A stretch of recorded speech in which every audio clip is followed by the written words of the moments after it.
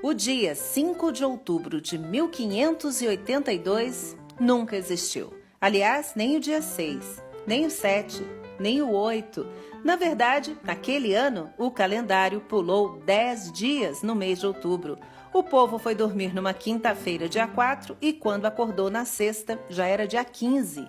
Essa medida foi tomada pelo Papa da época, o Gregório XIII. Daí o nome calendário gregoriano, que é o que a gente usa até hoje.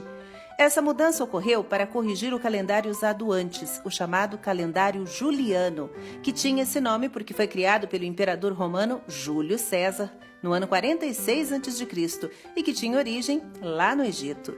Se esse calendário antigo fosse mantido, o que ocorria depois de um determinado período era que o início das estações do ano seria adiantado e em 6 meses, um problemão. E aí a igreja ficou preocupada com a data da Páscoa, uma festa religiosa muito importante. Então era preciso fazer uma matemática para que o dia 21 de março coincidisse com o equinócio da primavera. E o que é equinócio? É quando a luz do sol corta o chamado equador celeste, fazendo com que o dia e a noite tenham a mesma duração, ou seja, 12 horas cada. Isso ocorre nos meses de março a setembro, nos hemisférios norte e sul do planeta Terra. Só que essas datas elas vão mudando a cada ano.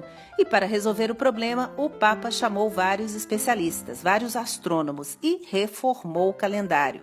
O ano gregoriano dura aí 365 dias, 5 horas, 49 minutos e 12 segundos. Ganhou 27 segundos a mais. Mas não é perfeito, precisa ser ajustado sempre. Assim, um mês pode ter de 28 até 31 dias. E as semanas também variam. Dependendo do mês, você pode ter 4 ou 5 semanas de trabalho ou de aula. E esse calendário não foi aceito logo por todo mundo, não. Houve resistência, principalmente dos países não católicos. Na Grécia, por exemplo, ele só foi adotado em 1924, no século passado, portanto. Já aqui no Brasil, que era colônia de Portugal e na época estava sob domínio da Espanha, país católico, esse calendário entrou em uso imediatamente. Por isso é importante pensar que essa noção de passagem do tempo, de contagem do tempo como a gente conhece, é uma construção social, ou seja, é uma invenção da humanidade.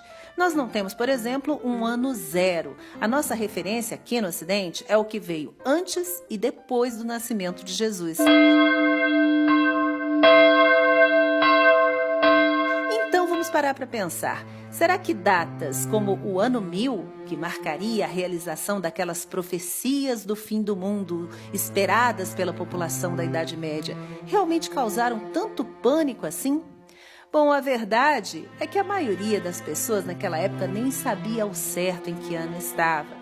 Embora, claro, sim, por influência da igreja, algumas novenas foram celebradas, alguns suicídios até foram registrados nos mosteiros, mas esse medo do apocalipse deve ter servido muito mais para converter essas pessoas.